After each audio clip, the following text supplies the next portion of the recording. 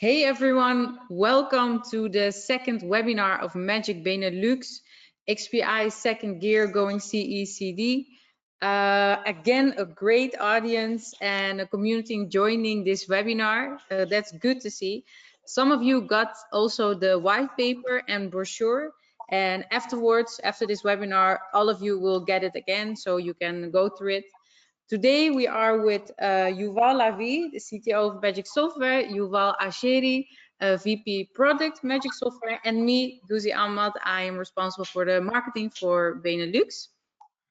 And after this webinar, you have the opportunity to ask some questions, and we will go through it together and hope to answer all of your questions. And now I want to give the word to Yuval Lavi.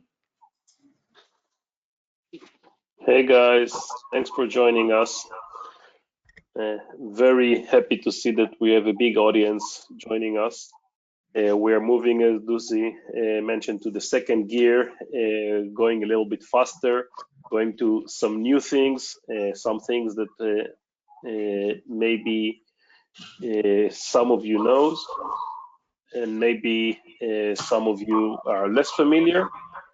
But the nice thing about this is the ongoing de facto process and how to develop code in a modern technology, and this is where we are.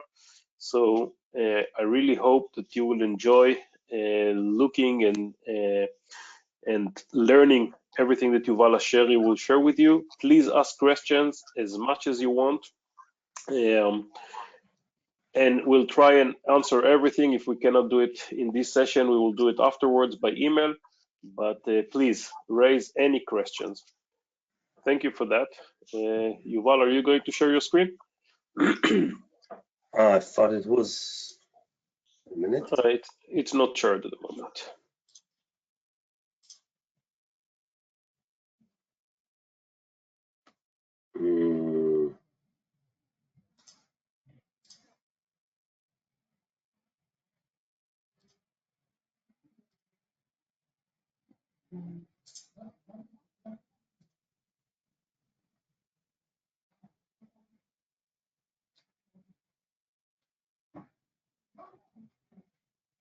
It was shared, now what's happening?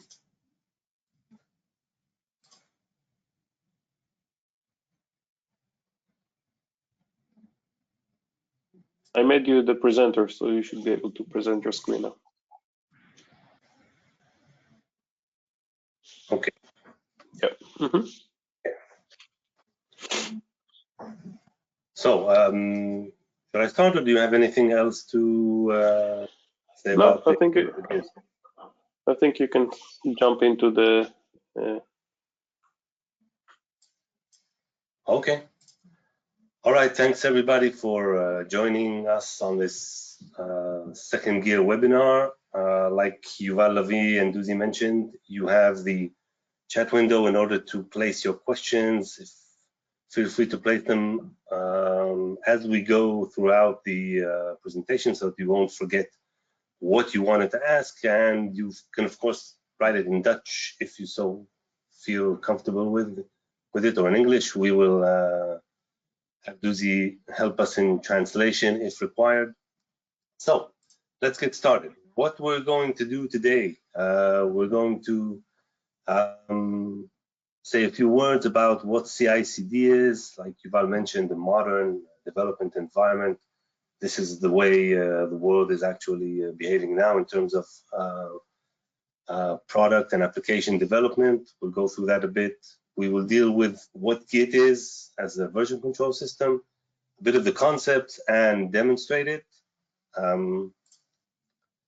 We will deal with what's called GIT Flow, kind of a branching model that's based on Git, presented to you. We'll go through Magic XPA 4.7, which has been just lately released, and how it works with Git, and demonstrate it. And we'll say a few words, of course, as always, about the roadmap, what we plan ahead. As you know, it's a never-ending story. Things always change, and we always want to improve our product and our offering. And we, of course, have a few things up our sleeves for the immediate timeline. Okay, so what is CI/CD, and firstly, what is CI? When we say CI, we refer to what's called as continuous integration, which is basically a development practice, and it requires developers to integrate their code into some kind of a shared repository a few times a day. I know it's hard to think in that kind of a manner. I mean, we're used to a developer working on whatever it needs to work and placing in the changes or checking in the changes only after everything is finished. It might take a few weeks, few months, and this is a different way of thinking.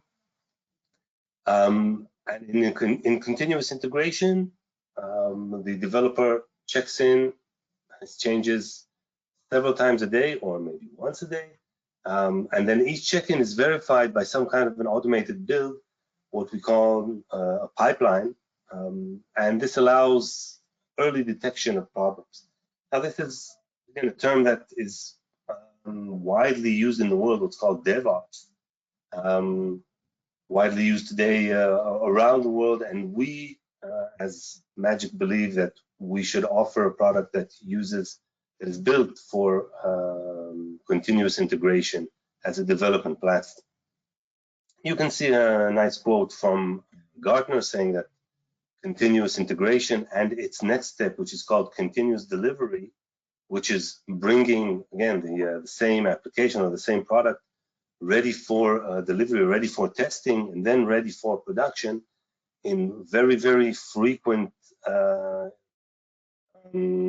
times.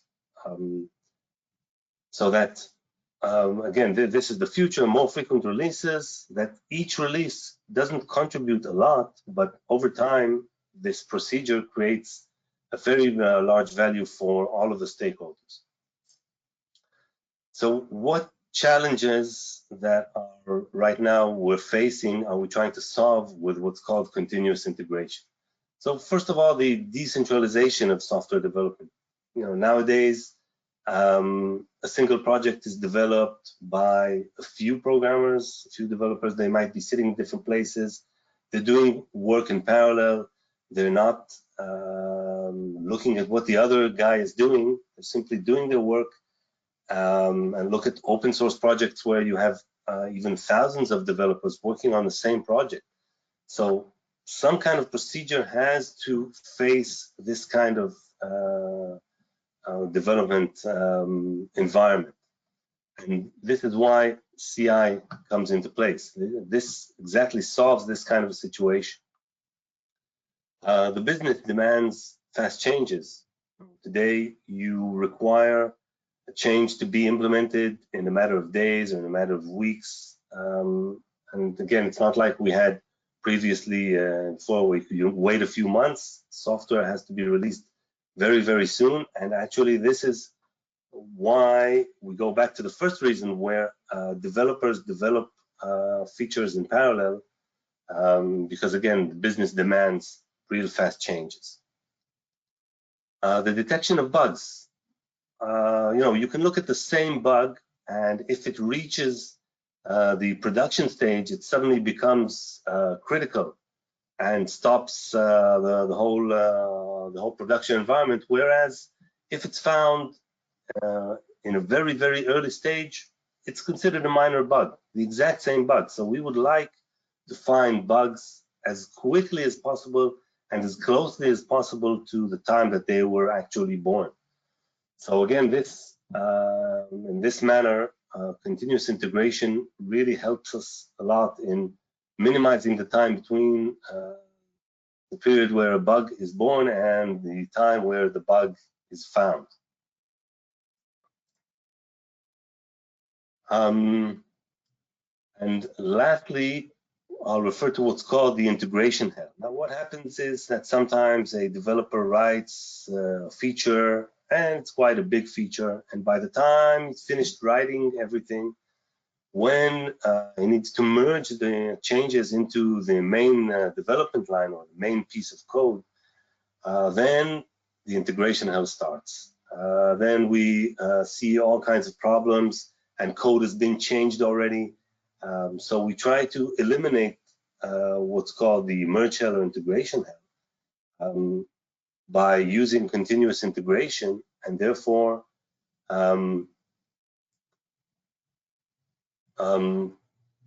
we try to minimize this this problem. Okay, so what do we have in terms of benefits for the developers and, of course, peace of mind for management? In terms of what the developers get, of course, we're talking about early detection of bugs, eliminating long integration processes. We prevent integration problems. We spoke about that, we refer to as the integration hell. Less time for testing and debugging. And of course, providing immediate feedback on system-wide impact of some local change. Again, this is something that you might not see in the beginning, and you need to see it as quickly as possible. And with continuous integration, you do. As for management, of course, we save time and money in a project lifecycle. We avoid those last-minute chaoses just before the release dates, where all of the developers start chipping in their changes that they've just they've finished, and they want to check them in, and then the whole chaos starts. We're talking about awareness of the project status. Since we have what's called continuous integration and continuous delivery, we know what the status of the project is, so we can measure it along the way, even from the first weeks of the project development. And of course, last but not least, we have a current build that's ready for testing, demoing, and if enough testing was done on it, it will already be ready for release. Even though we might not have all of the feature set ready, but we do have a build that's ready. And this is very important for project management. Okay, so let's say a few words about Git, which is basically, I would say, the most popular distributed version control system and source code management out there. I can see that slowly but surely everybody's moving to Git, and even if you take a look at Azure DevOps, the continuation of TFS, the last version of it includes an option to use Git as the version control system. So what do we know about Git? Git is an open source distributed version control system designed for speed and efficiency. That's a very nice sentence, but let's just go through the terms one by one. Just as point of interest, it was created by the guy who invented Linux back in 2005, and it was actually meant for the Linux development community, and it was designed to do version control on the Linux kernel. This is how Git started out, and now you can see it around the world, of course, not only on Linux platforms.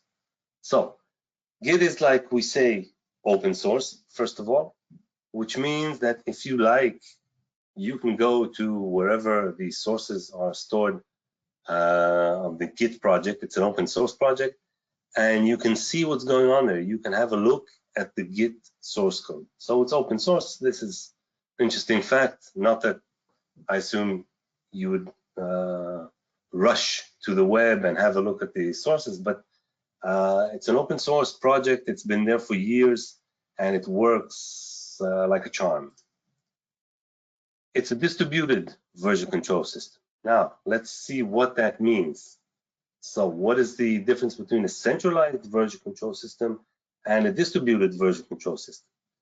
So let's have a look at centralized VCSs. For instance, Subversion, CVS, and so on. You have a central repository that holds the official copy of the code. There is one place for that. It's called the central server, and this is where the history of the project or of the repository lies. What do you do with it? You do check out, and then usually you're the only one who checks out a certain file. You make some kind of local modifications. Of course, your changes aren't versioned. You've made them locally. Whatever you've done, nobody knows about that. And once you're done, you check in back to the server, and then the repository's version is incremented, the history is stored, and that's the way it works.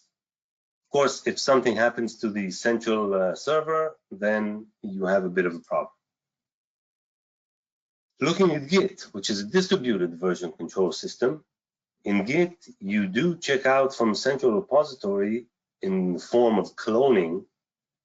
After you've cloned, you have a copy of the repository on your machine, which is just as good as what was there in the central repository. The only difference between your repository and the central repository is that it's known, the central repository is known to all of the developers, and you, the whole team, decided that you will pull and push from that repository.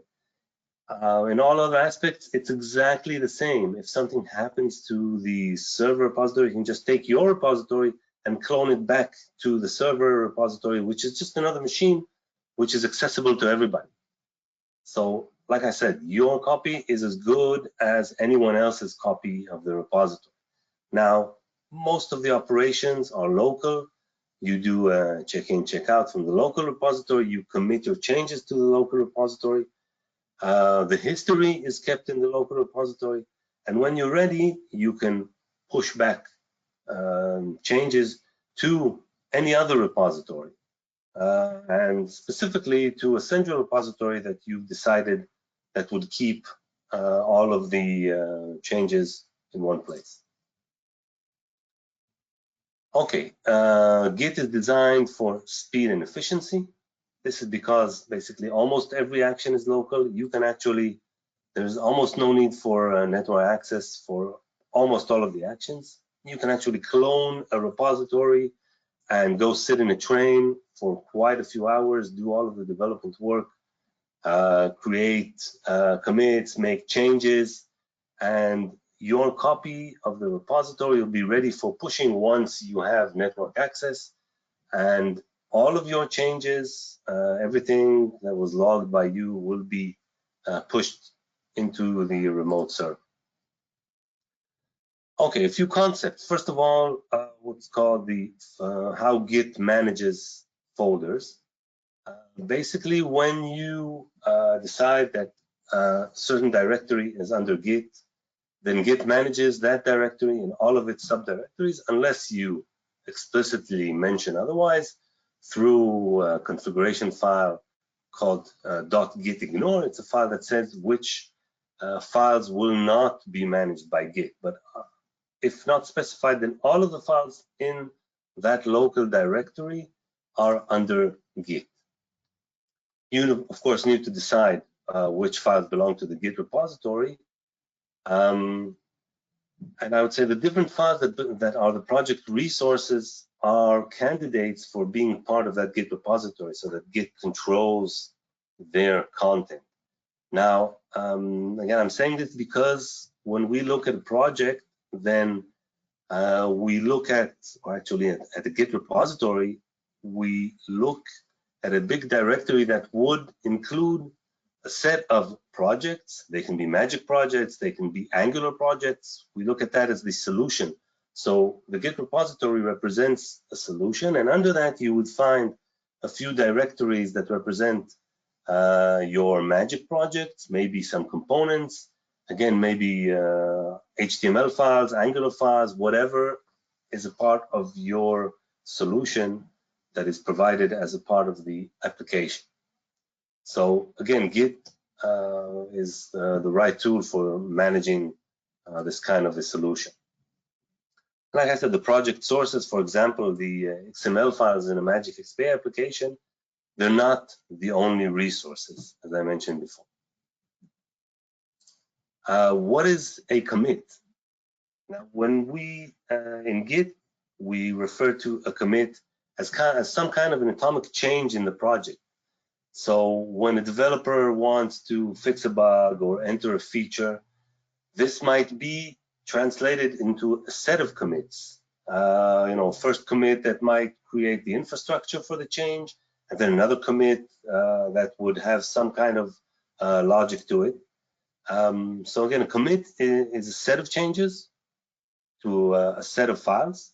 It might not be too many files, And again, a single bug fix might be in the form of a few more than one commit, and the feature might be also in the form of more than one commit, because it represents each commit has its logic, has its own remark, has a set of files that were changed, and this commit is kept by the local repository with its description. And of course, Git remembers exactly what was changed, or actually the contents of each of these files when you've created that commit, and the contents of all the other files that weren't changed. So each commit is like a kind of a view to the solution directories, and each commit can show you which files were actually the current content of the files during that, when that commit was created. So whenever you add another commit and another commit, you can actually look to the solution through those commits and see the contents of the files when that commit was created. There's what's called the staging area, which is kind of a preparation area which accumulates the files that this commit will include. So the proper process for a developer in order to create a commit is to start adding files to that preparation area, to the staging area. And once the developer is ready, we'll tell Git that all of these files, the ones that are in the staging area, are inside that commit, and we'll create a commit. Of course, each commit will show up in the repository log with some kind of a comment. Now, committing is not saving your work. Your work is saved in your local directory. The commit is there in order to create a set of changes that Git will log. So again, don't create a commit just in order to save your work. Create a commit when you want Git to log this change that will again include a set of files. So what are the local areas? I already mentioned one of them before. We have the working directory, which is your directory and all its subdirectories, of course. We have the staging area where you start accumulating files in order to create commits. And we have the local repository that once you've done a commit, you have added it to the repository and it's logged in there in the history. Okay, branching. Really, two words about what branches are. When you want to add a new feature or fix a bug, you always do it through a branch. You spawn a new branch based on what's called the master branch, and you start working on that branch. It represents and kind of an independent line of development. You make your changes, and then you merge your changes into the main branch.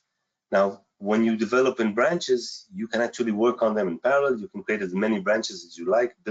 Git is built for this kind of work where you create branches very, very quickly and you merge them back into the master branch when you think these changes are ready on a per commit basis, of course. Or you can create a set of commits and merge all of them together at once. So you can think of branches as a way to request a brand new working directory, staging area, and project history. And like I said, Git branches are effectively a pointer to a snapshot of your changes. So if you create a branch and make some changes through that branch, you can see through its commits, the ones that you created for that branch, you can see the contents per each commit, like I explained before, and then you can decide what you want to merge back into the master branch.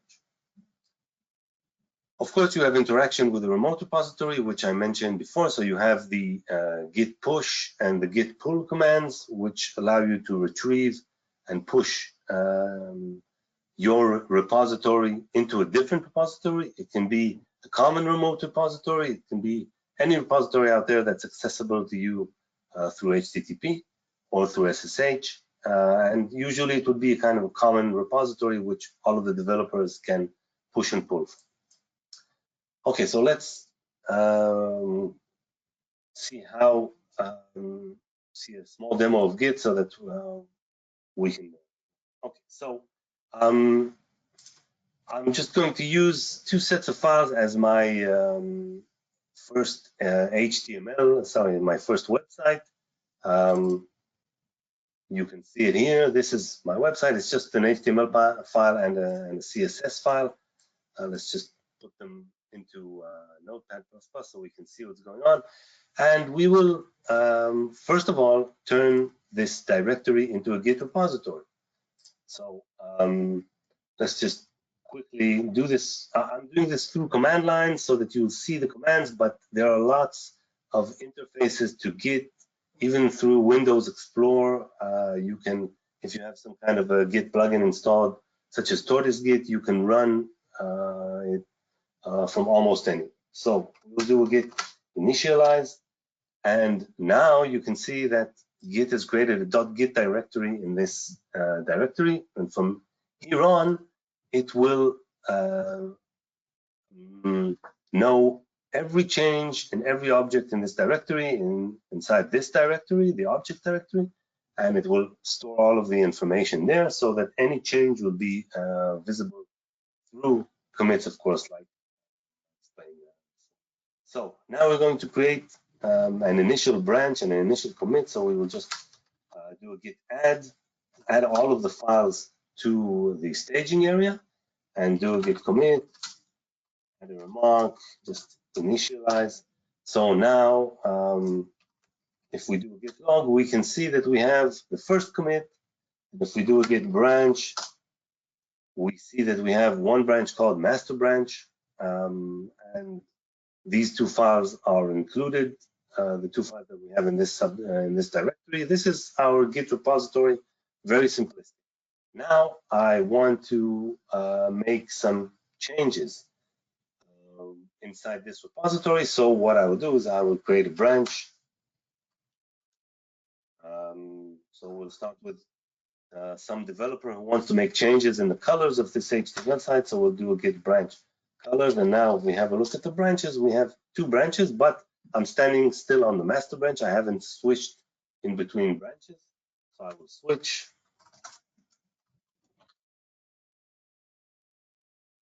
Sorry about that. I'll switch to the colors branch. And now, again, my site, if I press F5, you'll see that the colors branch points to exactly the same sources as the master branch because they haven't changed. So I haven't replicated sources here. Git knows that it's pointing to exactly the same files as before. So what I'm going to do here, I'm going to change one of the colors here to, let's say, green, and I will save the file, and I will create a commit out of it. So I'll do a git add, and I will do a git commit, add a comment, nice green. Now let's see what happened if I refresh this page. Of course, it turned green. That's very nice. But if I go back to the master branch and press F5 here, you'll see that I went back to the original color. So now I have one branch that has a different color, and the original branch still has the original color. So what I want to do now is to create another branch that does some other change that deals with email addresses, for instance. So I will, this time I will immediately create a branch and switch to it. So I'll just do a git checkout -b, which means create the branch and call it emails.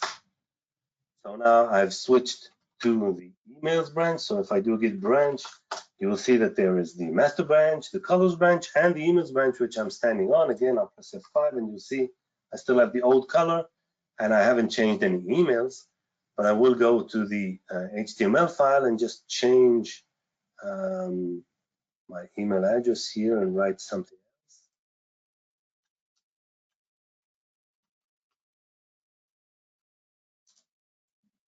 Okay, so I've written my email address. Let's press F5 and see that this is changed. Yes.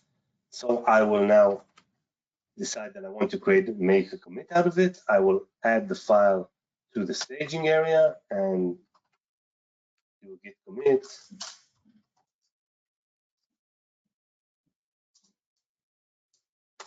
Okay, so now what do I have? I have email address changed in this branch, but if I go to the colors branch and press F5, you'll see that I have the old email address and the new color. So these represent changes that were done by two different developers or by the same developer in two different branches. Now I want to merge back into the master branch. So I will go back to the master branch and I will start merging changes into this branch. Again, if I press F5 here, you'll see the old email address and the old color. So I will do a git merge of the colors branch. And of course, you will see that the colors change. And now I'll do git merge of the emails branch.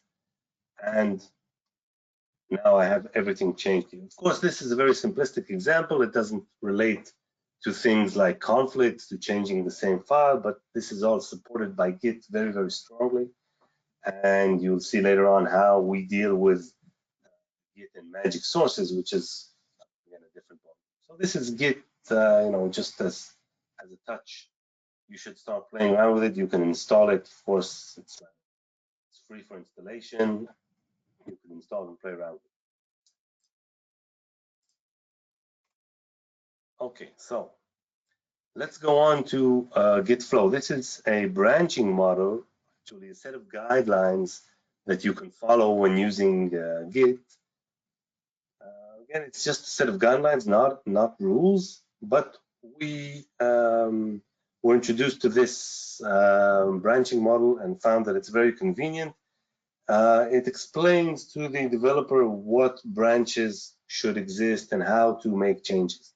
So the main concepts here say that there are two main branches, the master branch, which we've just dealt with, and the develop branch. The develop branch is the branch that usually developers would merge their changes into, which is the main line of development. And the master branch is the branch that would be ready for production. So you would merge changes into the master branch only when you feel that you are ready for production. Okay, so let's have a look at how you develop using this branching model. There is what's called a feature branch. So a developer takes the develop branch and pulls or clones the develop branch from the remote repository to his local repository, any local directory, and then starts developing using feature branches. The feature branches are called feature branches because you develop features to them, and they have a prefix of feature slash, so you know they're feature branches. And once you're finished with the feature branch, you will create commits, of course, in the feature branch, and you will merge your changes back into the develop branch. Once you've done that, of course, the feature branch can be deleted. You don't need it anymore. And the develop branch includes those changes. Okay, now when it's time to make a release or prepare a version for testing, you'd create what's called a release branch, which has the prefix of release slash, and you would start testing it for releasing the version. Of course, if you encounter a bug, you'd fix it on the fly, and this bug will be merged into the develop branch and into the master branch because, again, the master branch should be ready for production. So again, this is a set of guidelines, and Git Flow provides a set of commands which does some of the work for you. So instead of dealing with low-level Git commands through any interface, you deal with Git Flow commands, which do some of the work in one command that comprises 2 or 3 Git commands. So this is why, on one hand, it's very convenient, and also gives you some guidelines as to what kind of branches you should have and how and where these merges are going to be done. We also have what's called the hotfix branch, which is, again, has a prefix of the word hotfix, so that when you already have a master branch that was already released for production and you've encountered some kind of a bug, then you would open a hotfix branch, you would fix that bug, and automatically when you decide to close this branch, the hotfix branch, Git Flow will merge this fix into the develop branch and into the master branch with a different tag, so that you don't lose the change. Of course, you would want it in the master branch, but you also need it in the develop branch, so that once you go back to the continuing on the development effort, you won't miss that bug and won't release another version without that bug. Okay, so just going through this quickly, because we're already a bit late on time. We're talking about parallel development, we're talking about collaboration, and because we develop through feature branches, very, very convenient. We have the develop branch, which is a kind of a staging area for all of the completed features that haven't been released yet. And we have support for hotfix branches. So this is, again, a model that we provide to you, actually recommend that you use if you like. And we also provide through the magic menus, we provide access to Git Flow commands, at least the first initial commands. And again, we'll see how that goes in the future and if it's being used by our customer base. So Magic XPA in Git. First of all, looking at the history,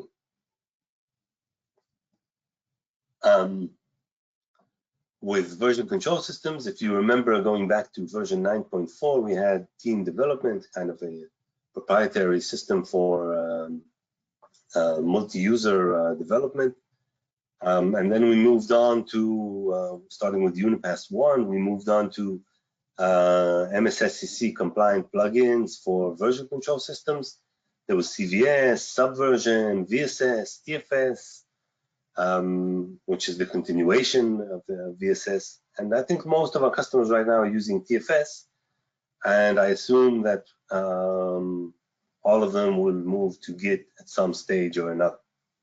Of course, we still provide access through MSSCC compliant plugins for all of these systems. You can continue on using them. We haven't touched that at all in our current version. Okay, so what did we do in Magic XPA 4.7 regarding Git usage to make everything as comfortable, as seamless as possible? First of all, when you open a Magic project, which is, of course, like I said, a part of a solution, then we immediately identify that that project is a part of a Git repository. It might be in the same directory. If you haven't created a solution that creates multiple projects, it might be in one of the ancestor directories. So we look for, we ask Git if this is a Git repository, and if it is, then we identify the fact that this project is under Git automatically. You don't have to say that you want it to be under Git. Once you've decided that it's a Git repository, we identify it automatically. And once that's done, when we open the project, we go through what's called the Git connectivity check. We run through a set of tests that we want to pass in order for the project to be able to run through Git in Magic. Some of it has to do with the fact that you've identified yourself with Git, you have an email address and a name. You've installed Tortoise Git, which is the plugin that we work in. If you guys have ever used Magic XPA 4.6, if you remember, you had to specify where Tortoise Git is installed. You don't have to do that anymore. We simply identify that fact for you if it's installed anywhere on your machine, and we say that you've passed that test. We also check for a unique developer ID and a unique branch ID for the developer that has opened the project and for the branch that this developer has opened. Why do we need these unique IDs? Because we assume that a developer will be maintaining programs that will be maintained by other programmers or even by the same programmer in another branch.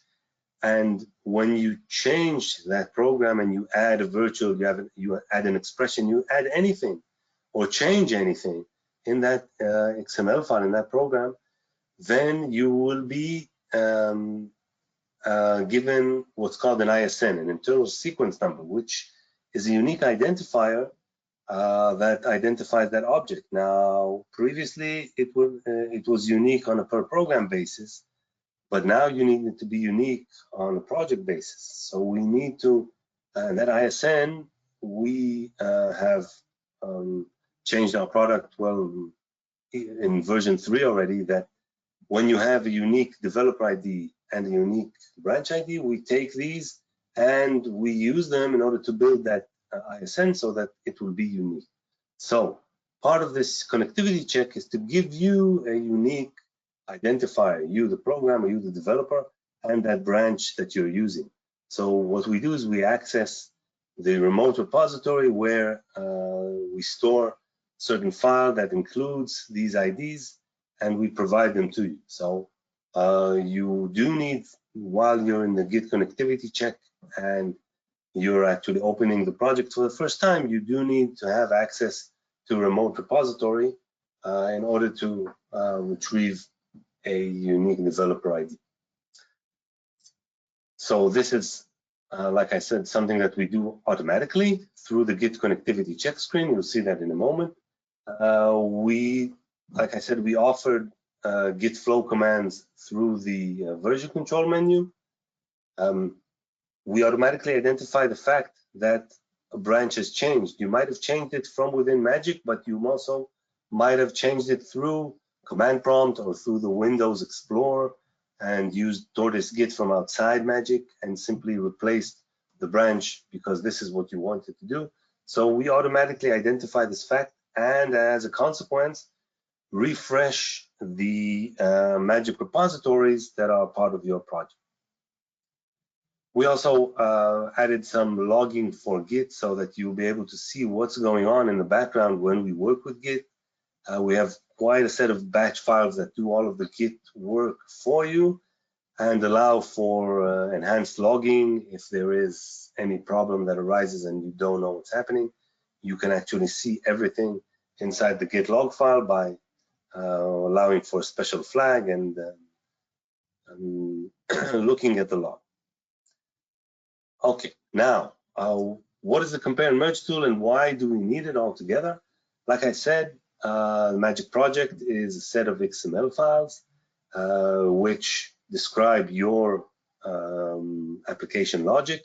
These XML files are not a line-by-line designed XML files. They have sections that refer to certain objects, and there are also connections between those sections within the XML file itself and in reference to other XML files. Say when you call a program from one program to another. So these XML files aren't very simplistic and cannot be used by any free merge tool out there. So this is why we had a third party create the compare and merge tool for us. We are the sole distributors of this tool, Magic Software, and we manage what is going to be done with this tool. So you can always come to us for help. The tool does two major things. First of all, it has a user interface that allows you to compare between versions of your programs and see them as though you were looking through the Magic Studio, see the changes in between two versions of the same source, and it has merge capabilities. It can take sources of the same program and merge them into a result XML file, a result program that would take the changes from both of these files and make one working program out of it. Of course, there might be conflicts which we need to deal with. The tool deals with that. And if there aren't conflicts, then the sources are merged as is. Of course, the merge tool doesn't create sources out of the blue. It creates a source that is a result of merging of two other sources. Okay, well, we can see some of the screens that will actually pop up when you start using the compare and merge tool. This is the first screen, which shows you the number of changes and number of conflicts that you have if you decided to merge one branch into another. And once pressing the Resolve Conflicts button, you will see something like this, which includes on the left-hand side, the task tree of the program you're dealing with, and the set of tabs which describe the changes that were done. If we're talking about the red color, it has to do with conflicts, and the light blue color is simply changes that were done between the two sources, and they will be merged into their target source. Again, like I said, as is, with no changes needed, which will be a combination of both changes. So as you can see, we have the data view, the logic, the task properties, data sources, and so on, things that have to do with a single task. And you can see where there are changes. You can also drill down into the form so that you can see what is going on with the form. For instance, this is a drill down of a form where you can see that two controls were added, one in one branch, one in another branch, and when you decide to merge, then you see these two changes, and since this is not a conflict, you don't need to choose from anything, but the result would be these two controls on the form. Another example would be in the expression editor, where you created two expressions, and the result would be these two expressions. Okay, so let's see how this works with magic. And just bring magic up forward. Okay, so what we want to do right now is to try to clone from an existing repository. So let's just do a version control clone git repository. And this is the URL that I'm cloning from. So I'm going to clone into my own directory. Call it Pet Boys Ben for Benelux, and all right, it's been cloned, and now I need to open that solution. I'll go to, as you can see, this is now a Git repository. If you drill down inside it, you will see the .git directory, which means that this is a repository, and I have two directories here inside this solution for two. One is the host host application, one is a component. So I'm going to open the host. I'm going to open this EDP, and now while I open it, it identifies the fact that we're under Git. So we go through the Git connectivity check. And as you can see, Tortoise Git is installed. The compare and merge tool needs to be still configured. We need to tell XPA where this tool is. But I do have an email ID, I have a developer ID, and I have a branch ID. So let's just finish this last last stage and point to the merge utility. And now everything is okay, so that I can actually press OK and open my project. Now I'm under Git. I can see that I'm in a branch called develop. I can even have a look and see which branches I have here. Just the develop branch and another branch which we'll refer to later on. So this is all very nice. I'm working on my develop branches. If you remember, I mentioned it when I referred to Git Flow. This is my main branch where I'm not developing directly on, but I will merge into it. Okay, so now I'm going to create two different branches in which I will create different changes and then try to merge them both into the develop branch. So let's just create two branches here, and we'll call one of them B1 and the other one call B2. And now if we look at what branches we have here, then of course we have these two branches that I just created. Okay, so I will now switch to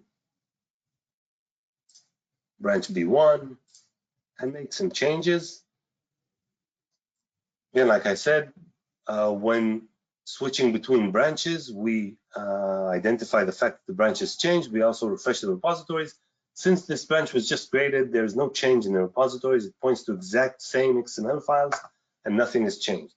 So let's go on and create a branch, create a model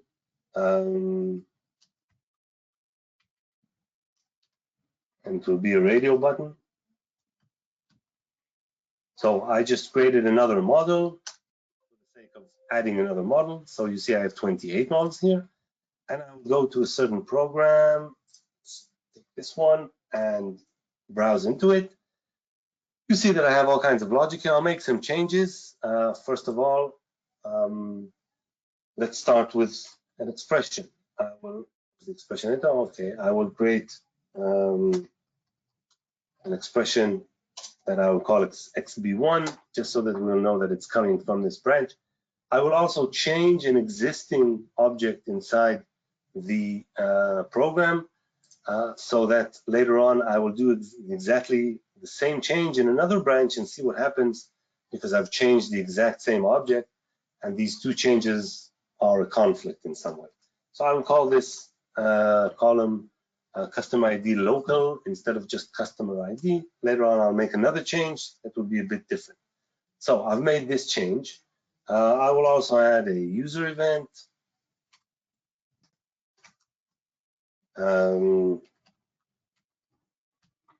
Let's just add a user event and I will give it a prefix of B1 so that we can recognize it later. And let's add some logic to it.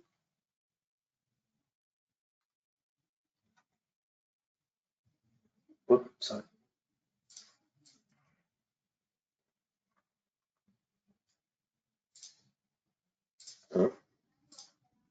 Okay, so we will have some logic added to it.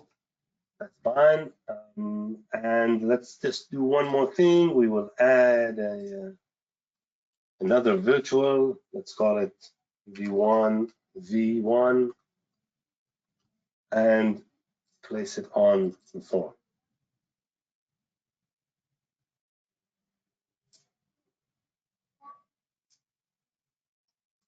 Okay. So I have it here on my form. So I made quite a few changes and I will commit them. As I said before, you need to put the changes in the staging area, in the Git staging area, so that the branch will know that we're ready to make a commit. Through the Tortoise Git, we can actually do that together in one step. So we will press the commit button and you see that I've changed basically two XML files, the model XML file and the program XML file. I'll call it B1 changes. Okay, so I've done that. Now let's switch to branch number 2.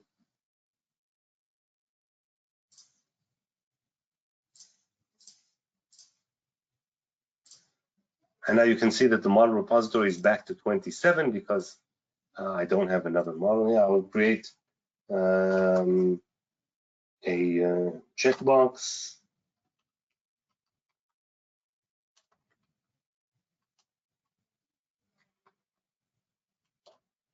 This is, of course, in B2, and I will go on to the same program and make changes that are similar. So let's first go back to this this column, which we will call remote this time. So these are two different changes on the same object. I'll go to the expression editor and add an expression. I'll go to the logic. Sorry.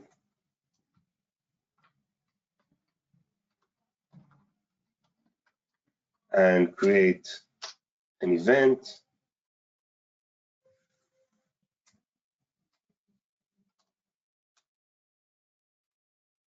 And here create a subtask.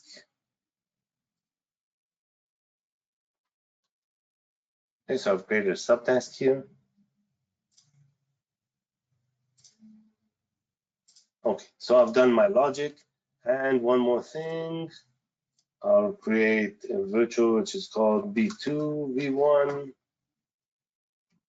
and place it on form. As you can see, I don't have the changes from the previous branch. Okay, so I've done this all, and now I want to commit it.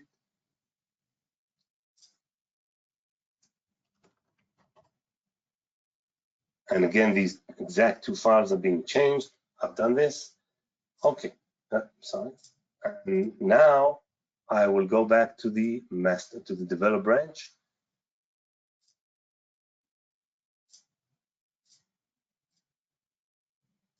And as you can see, the model repository is being refreshed back to 27 because I didn't change any of the models here.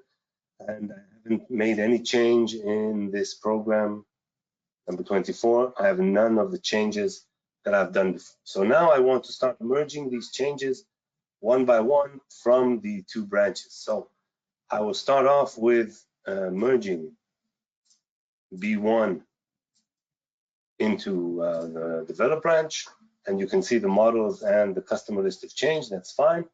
Since the master branch, the develop branch hasn't changed since I pulled from it, since I cloned from it, then this merge is very simple, and I don't need the compare and merge tool. But now that I want to merge branch number 2, here's where the problems start to happen, because we will have at least one conflict and lots of changes.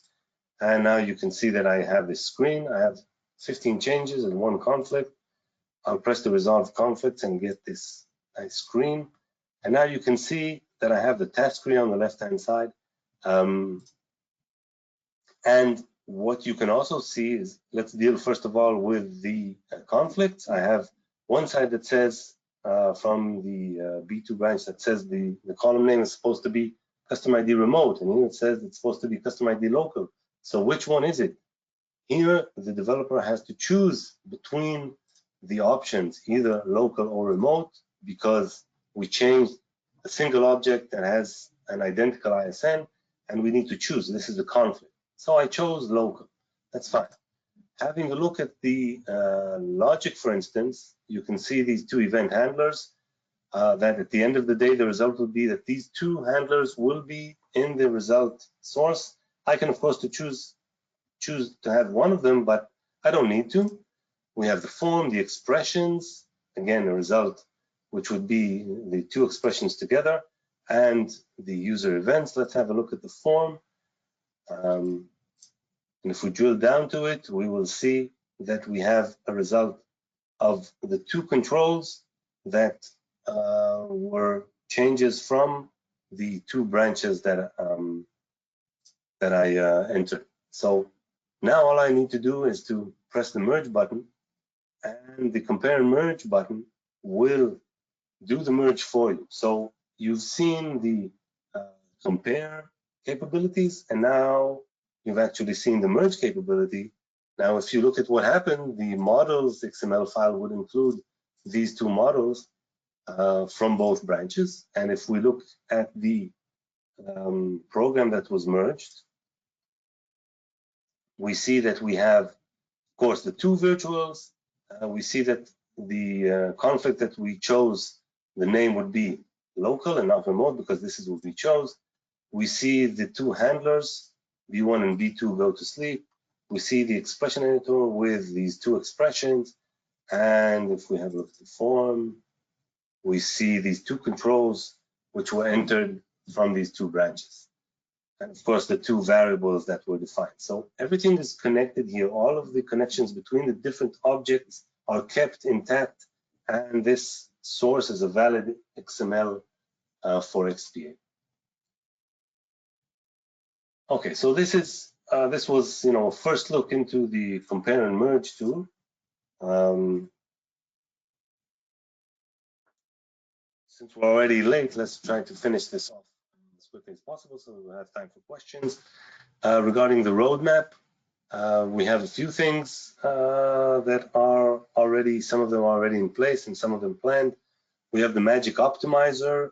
For those of you who know this product, it is now ready as a different offering in background mode so that you can run this tool in background while you're checking your application and see if there's anything wrong with it in background. You don't need to enter the product and have a UI running. We also plan to have the checker in background so that, again, you'll be able to run checker in background of your host and components, all as a part of what's called a CI pipeline, which is again what we're heading at, CI/CD and pipelines. So this is something that we're planning to add soon, so that you can run your checker and receive results, and of course, if needed, load them into the studio, since you've actually not done them through the studio, through the UI, but you do need to sometimes load the output and see what was wrong in your application if it didn't pass check. One last thing, we do want to allow running the checker and building ECF files on a Linux operating system, so that you'll be as close as possible to your deployment environment or your testing environment as well, bringing you as close as possible to that, which is something we believe is, again, a part of continuous integration. Okay, so now we can move on to questions.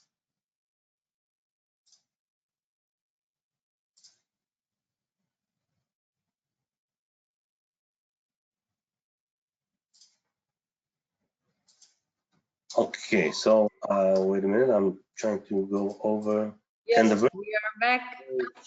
Yeah, hi. Hey, Can Yuval. compare tool installed with Magic used for anything, or it must be bought?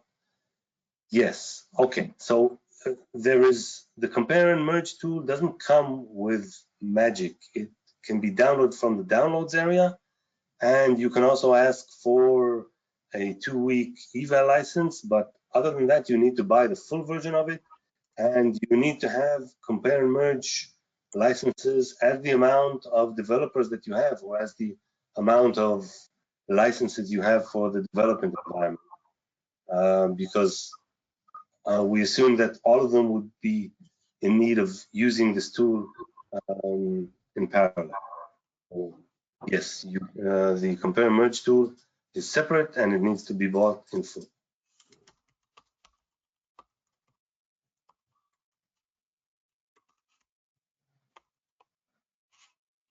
Yuval, do you want me to read out the questions? I can see them. I hope I'm not missing any.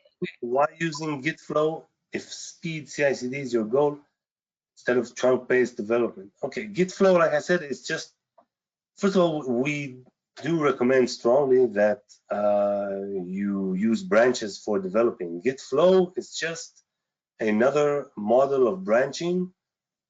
Anyone who uses Git uses branches. So Git Flow is just another model to make things a bit clearer. You don't have to use Git Flow, but you do need to use branches when you use Git. It's customary that when you use Git, you do use branches, because again, it's built for that kind of development and not trunk-based development.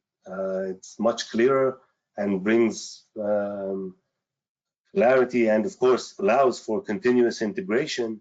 If everyone updates the trunk all at once, then of course you have very quickly you reach a non-working trunk or a non-working develop branch. And of course, what you should do in a multi-developer environment is to take that branch that you've developed on and run tests on it, since again it represents the whole repository, and through that branch you can see the whole project. You can run tests on that branch and see that you haven't done anything bad, and there are no new bugs introduced, and that everything works. So using branches is definitely recommended when using Git.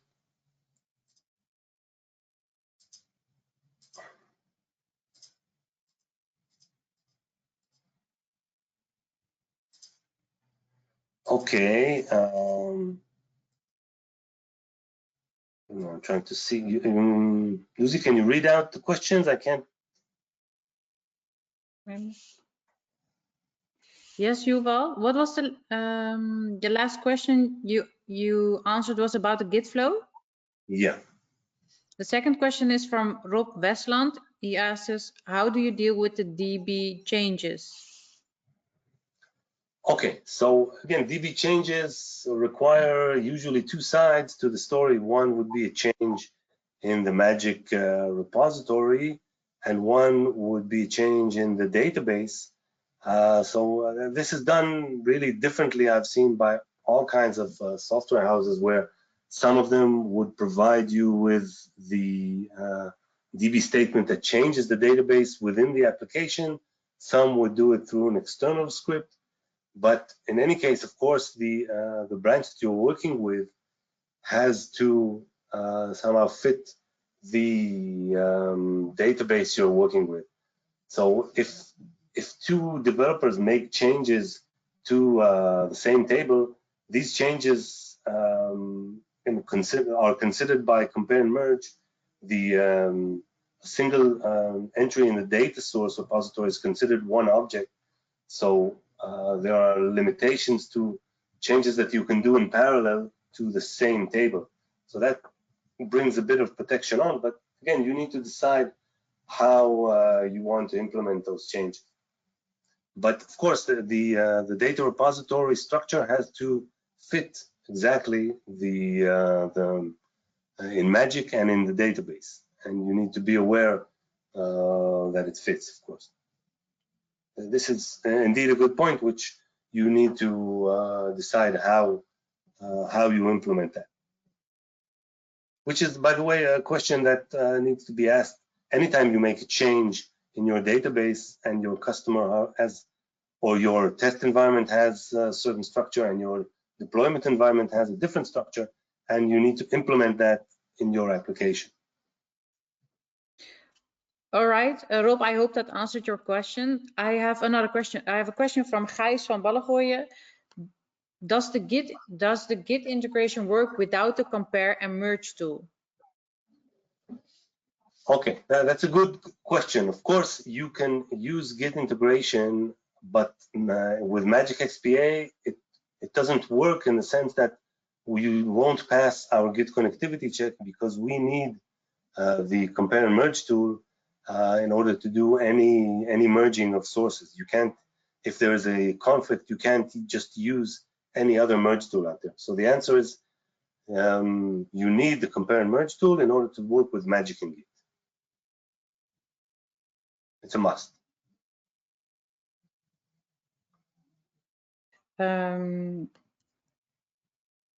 A question from Klaas Bouke. Magic XPA XML files cannot be made read-only. Studio overrides always, even when +R attribute is set. Okay, I can check that out, but this has nothing to do with what we're dealing with right now. But I can check that out later on. Question down, and we will send it later after the webinar. A question from Hans Meyer. Can GET be used without compare and merge tool? I think that's the same question. Yeah. Question from Frank van Ewijk. All right, I don't know how to say this. Is Tortoise mandatory fully integrated inside Magic, or may other Git? Yeah, okay. Question. You see the question? Git, yeah.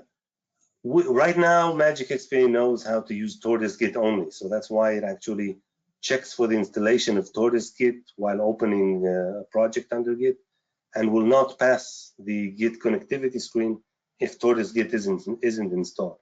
So yes, it is. You need to install Tortoise Git on your development machine before you start working with Magic and Git.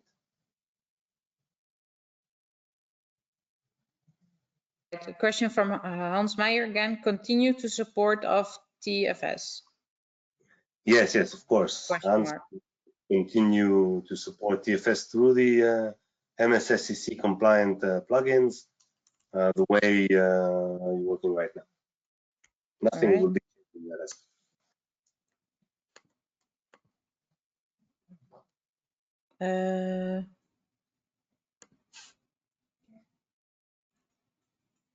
I think